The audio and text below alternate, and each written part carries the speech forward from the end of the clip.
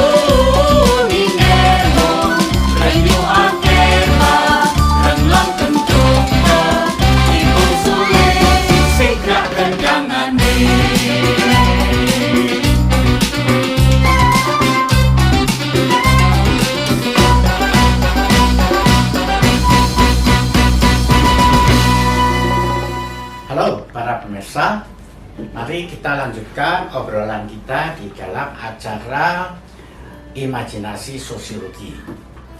Kita sudah membahas pada episode yang lalu bahwa apa yang kita sebut pembangunan ya, itu walaupun diinginkan menjadi sesuatu obat ya, yang mujarab untuk memperbaiki kehidupan manusia, itu ternyata dalam prakteknya sampai sekarang ya, sekitar sudah 70 tahun yang lalu ini perjalanan, itu pembangunan itu ternyata banyak diselewengkan oleh kekuatan-kekuatan macam-macam. Dan kita kemarin sudah melihat bagaimana PBB melihat ke seluruh dunia praktek pembangunan itu ternyata banyak melenceng.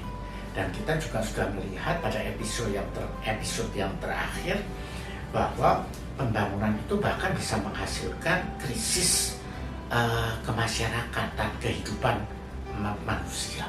Nah sekarang para sosiolog ya, itu menawarkan, mari kita perbaiki pembangunan itu dengan mengajukan suatu konsep yang disebut pembangunan sosial.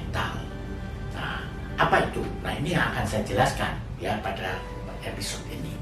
Pertama, mari kita lihat dulu bahwa pembangunan yang sekarang berlangsung itu kan membagi kehidupan ini ke dalam sektor. Ada sektor ekonomi, ada sektor pembangunan fisik, lalu ada sektor pembangunan sosial budaya. Nah, dan seterusnya. Nah, ternyata saudara sekalian, sektor sosial budaya itu di dalam kenyataannya dia bersaing dengan sektor-sektor yang lain. Sektor ekonomi terutama. Ya, sektor ekonomi itu karena dia paling menghasilkan kekayaan, lalu menghasilkan produk-produk ekonomi, menghasilkan uang, maka sektor ekonomi ini biasanya paling berjaya.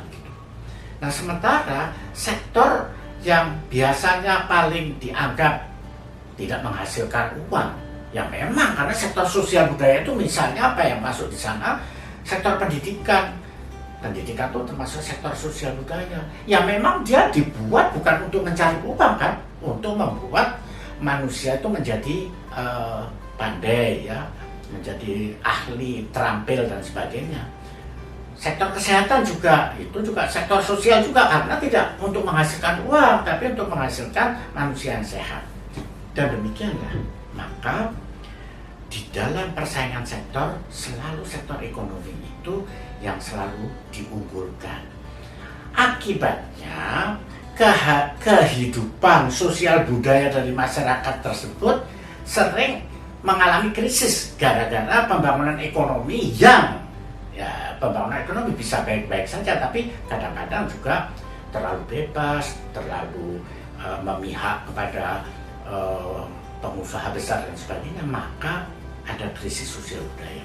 Oleh karena itu, saudara sekalian, para sosiolog menginginkan kalau begitu, oke, pembangunan yang berdasarkan sektor-sektor tadi, ya ini sudah berjalan lah sistemnya. Sekarang kita ingin mengingatkan bahwa harus pembangunan itu juga bersifat sosial. Artinya apa?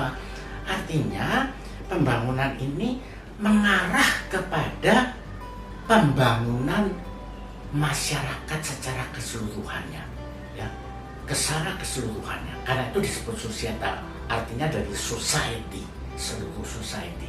Maka pembangunan sosial itu ditujukan bagaimana kondisi kehidupan sosial budaya itu yang adalah paling penting di dalam kehidupan manusia, itulah yang bisa dibangun. Oleh karena itu, diperlukan suatu indikator-indikator tertentu pada kehidupan, pada pembangunan sosial tadi. Karena apa? Kalau di dalam pembangunan yang sektoral, kita lihat indikatornya itu biasanya selalu didominasi oleh indikator yang bersifat ekonomi, misalnya GNP, GDP, income per kapita, itu semuanya mengukur ekonomi gitu. Nah, sementara kalau kita mengajukan konsep pembangunan sosial harus ada indikator yang lebih khusus untuk bagaimana sih kualitas kehidupan sosial budaya itu bisa diukur pembangunannya. Satu, saudara, saya mengajukan bahwa indikatornya tidak boleh sektoral tetapi sosiologis sifatnya, yaitu menurut saya elemen dasar dari kehidupan sosial itu satu adalah elemen yang disebut elemen struktural. Nah, elemen struktural ini adalah untuk melihat bagaimana keadaan struktur di masyarakat, karena struktur di masyarakat ini kalau dia tidak adil antara satu kelompok dengan kelompok yang lain, ya, kekuasaannya tidak adil, pembagian apa-apa tidak adil, maka ini struktur tidak baik, harus diperbaiki, ya. Nah, itulah yang namanya pembangunan strukturalnya. Nah, itu satu, itu elemen dasar dari kehidupan sosial. Elemen yang kedua adalah kultural. Elemen kultural. Jadi begini, kalau di dalam struktur tadi itu harus ada peraturan pemerintah, kebijakan pemerintah gitu kan, untuk mengatur supaya strukturnya tidak senjang, ya, adil dan sebagainya. Maka kalau kultur, kehidupan kultural ini juga harus selalu dipelihara. Nah, apa itu kehidupan kultural? Kehidupan kultural itu begini, hal-hal yang ada di dalam hati sanubari manusia, ya, dan di kepala manusia ini. Misalnya manusia itu bagaimana melihat kehidupannya ini, kehidupan yang baik itu harus apa? Apakah bekerja keras itu baik? Ada masyarakat yang bilang, kerja keras itu bukan sesuatu yang paling didambakan, bekerja ya biasa aja lah gitu. Terus misalnya kekerasan itu suatu hal yang baik atau tidak. Ada masyarakat yang bilang nggak apa-apa kalau perlu kita melakukan kekerasan. Itu semua adalah kebudayaan suatu masyarakat. Jadi kalau kebudayaan itu kita biarkan berkembang dengan kecenderungan-kecenderungan yang tidak baik, maka masyarakat itu juga akan menjadi tidak baik.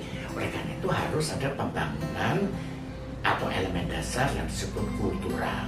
Yang elemen ketiga, saudara sekalian, itu karena tadi ada struktur yang sudah sangat kuat. Kalau pemerintah membuat aturan kebijakan itu pasti kuat.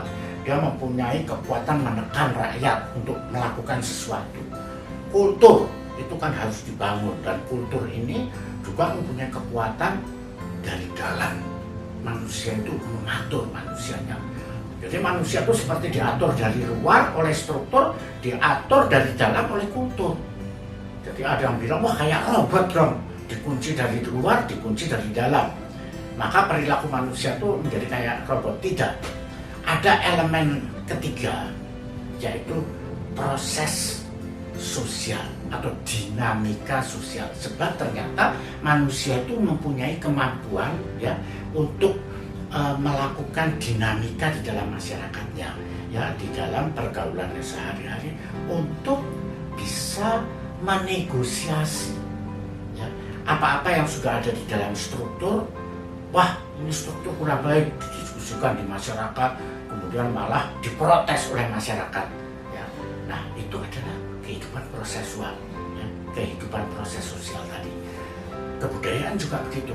Ada kebudayaan kuno yang sudah tidak cocok, misalnya karena laki-laki terlalu berkuasa sehingga di rumah itu selalu ayah yang berkuasa, ibu tidak berkuasa. Wah, itu nggak cocok lagi. Maka itu dibicarakan lagi oleh masyarakat, kemudian dicoba untuk bisa dirubah.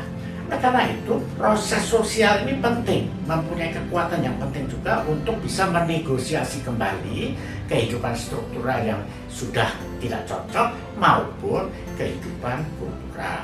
Jadi kalau kita lihat misalnya ada demonstrasi, nah itu adalah elemen prosesual. Jadi demo itu tidak jelek itu, karena dia bisa mencoba menegosiasi kembali struktur yang mungkin sudah tidak bisa diterima oleh masyarakat. Nah, jadi saudara sekalian, ketiga-tiganya itu, struktur, kultur, dan proses inilah yang harus dibangun dengan baik supaya kita mencapai suatu pembangunan yang sifatnya sosial tadi. Ya, nah inilah yang nanti akan kita bahas seterusnya, karena nanti kita akan melihat bahwa kehidupan struktur, kultur, dan proses tadi pun juga mempunyai interaksi. Nah itu juga nanti akan kita bahas, sehingga kalau kita mau membangun struktur, kultur, proses itu tidak simpel ya, tetapi cukup rumit. Itulah yang akan menjadi bahan pembahasan kita menuju masyarakat yang baik. Baik ya saudara sekalian, saya tutup sesi ini. Sampai berjumpa pada periode berikutnya di dalam imajinasi sosiologi.